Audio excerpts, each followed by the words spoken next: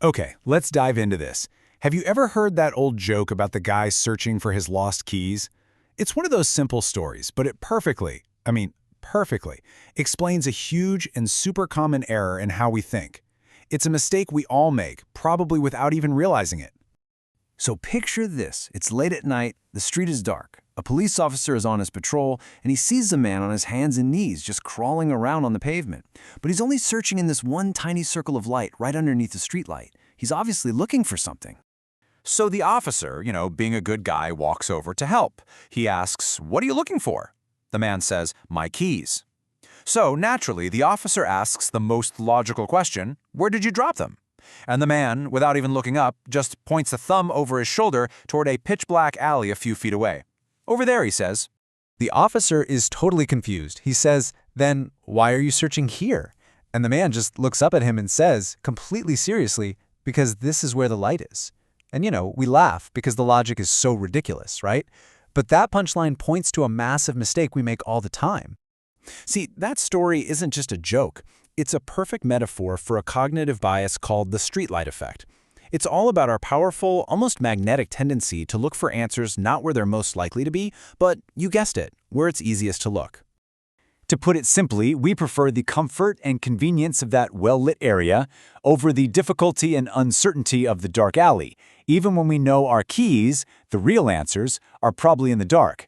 It means we end up focusing on what we can easily measure, not what actually matters. And this just lays it all out so clearly, doesn't it? Searching under the streetlight feels amazing. It's easy. You've got data. You can make charts. It feels productive. It looks like you're making progress. But meanwhile, the real, messy, complicated problem, the thing you're actually trying to solve, is sitting over there in the darkness, completely ignored. Now here's where this gets really tricky. The reason this bias is so dangerous is because it's self-reinforcing. It actually creates this little feedback loop that tricks us into feeling super productive, even when we're completely missing the point. Just think about how this cycle works. First, you start searching where it's easy, under the light. And because you're looking around, you're going to find something. Maybe not your keys, but hey, you found a bottle cap, a penny. This activity looks really productive to you and to everyone else. And then you get praised for it. People say, "Wow, look at all these results." And that just reinforces the idea that looking under the light is the right thing to do. But that's the trap. All that activity, all those results, have absolutely nothing to do with the real goal. We become experts at finding pennies under the streetlight, but we never find our keys. We get really, really good at answering the wrong questions. There's this famous saying that just nails the whole issue. Our obsession with what's easy to measure, what can be counted, ends up defining what we think is important.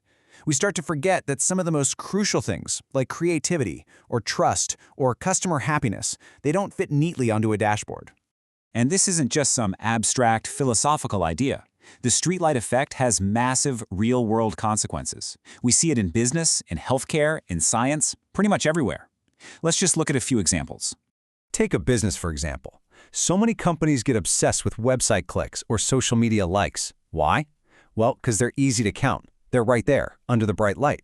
But what about actual customer satisfaction or employee morale? Those things are in the dark alley. They're much harder to measure, but they are way more important for the long-term health of the company. Or how about in a hospital, where they're measured only by patient wait times? To make that number look good, they might start rushing patients through their appointments. The wait time metric, the streetlight, looks fantastic on a report. But what about the quality of the diagnosis? The thing that actually determines a patient's health? That's suffering, over there in the dark. And you even see this in research. You'd think scientists would be immune, but nope. Researchers might be more likely to tackle questions that can be answered with clean, pre-existing data sets. Why? Because the light is good there.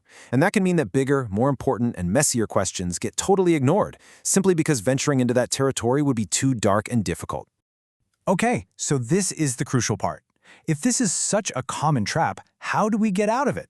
How do we finally force ourselves to go into that dark alley and find our actual keys? Well, thankfully, the solution is surprisingly simple. It's not a complicated system, it's just a single, powerful question. This is it. This is the whole thing. Before you start a new project, before you decide what to measure, before you do anything, you just have to pause and ask yourself this one thing.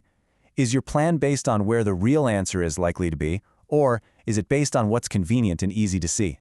And really, that's the thought I want to leave you with. In your job, in your studies, in your own personal life, what are the easy metrics you lean on? What are the convenient lights you keep searching under? Take a second to think about it. What other streetlights are you searching under, and what incredibly important keys might be waiting for you right now over there in the dark?